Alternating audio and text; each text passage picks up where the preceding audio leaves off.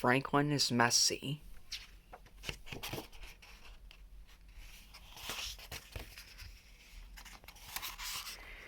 Franklin could count forwards and backwards, he could zip zippers and button buttons, he could tie his shoes and count by twos, but Franklin was so messy that he could hardly ever find his things, even special things. One day Franklin searched for his sword. It was special because he had made it himself from cardboard and wood and string. Franklin needed it to play knights in armor with his friends.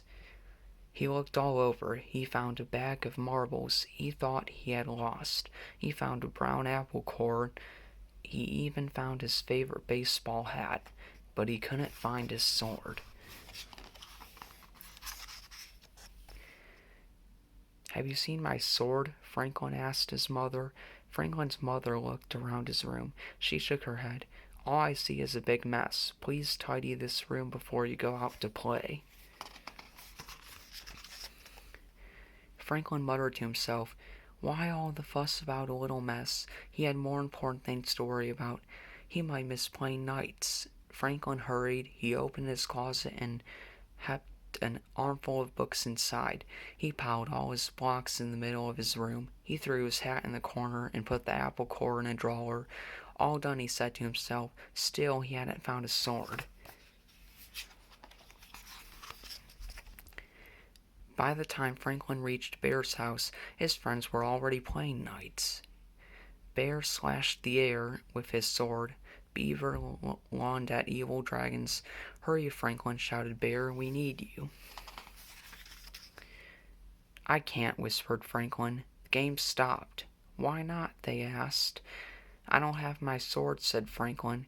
Bear was disappointed. "But how can we play knights without swords?" he asked. Franklin looked around. He found a stick on the ground. "I'll use this," he said. They fought dragons all afternoon. "Tomorrow," said Franklin, "I'll have my own sword. Then we can save Lady Beaver from a fire-breathing dragon." "We are all courageous, Sir Franklin and Sir Bear." Beaver slapped her tail down hard. "I don't want to be saved. I don't want to be a brave knight, too." "All right," said Franklin. "You can be Sir Lady Beaver, and together we will save the king." "You'll need your special sword," said Bear. "Of course," said Franklin.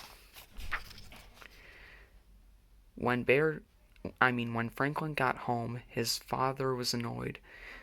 "I found this in your drawer," he said, holding the apple core. "That's not where it belongs. And I found this hat on the floor. That's not where it belongs either." Franklin threw the apple in the garbage and hung up his hat. Why all the fuss about a little mess? Goose came by looking for a puzzle she had loaned to Franklin. "Can I please have my puzzle back?" she said. Franklin looked. His room was such a mess that he couldn't see the puzzle among the books and crayons and blocks. "Maybe it's in my closet," said Franklin. Franklin opened the closet door. It was messy in there, too. He stepped inside. Crunch! It was a very loud noise. Franklin's parents came rushing in. "Are you all right?" they asked. "I'm all right," said Franklin, "but my sword isn't." They held up the shattered pieces. "What a mess," Franklin said sadly. "Maybe you need more places to put your things," said Franklin's mother. They found boxes in the basement. They painted them and named them toy box, puzzle box, costume box, block box.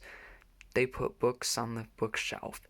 Then they put a special hook on the back of the door for a new sword. The tidying up took a long time, but it wasn't so bad because Franklin found a lot of things he thought he'd lost. Goose's puzzle, his own favorite purple crayon, and enough cardboard, wood, and string to make a new sword and even a shield. The next morning, Franklin dressed in full armor. He was especially proud of his new shield. It said, "Sir Franklin, loyal and brave." "Sir Franklin," said his mother, "I think you forgot something." Franklin's mother whispered in his ear. Franklin smiled. They took a crayon and added 2 more words to his shield. Sir Franklin, loyal and brave and neat.